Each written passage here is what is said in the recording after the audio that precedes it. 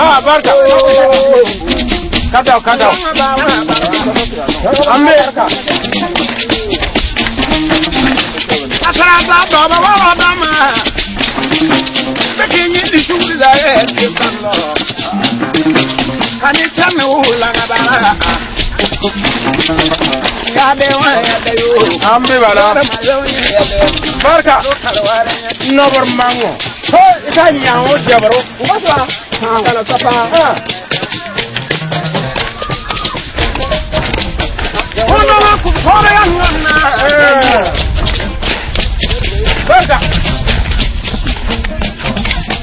Langa bala we dunia be borwe. Dunia buru dunia. Ambe. Nora kura mimi wa itonya. Abawe. Warwa. Ya tawo. Abu noyi. Wana banka baba. Abi una ya kana be fami abu kure yarkai. Aya ba bankara. Dunia zama ya tawo ni bugun nama marki tirbi kai ka. Jana ko kana ana barka. Ya tole. Barka. Wajib. Ya kana ba da kimaya. Bambo fore. Kona medu wana bambo ondo ngwana nganyu. Abama bambo nganyu we. Kona bena. Yemi akika dire piwo.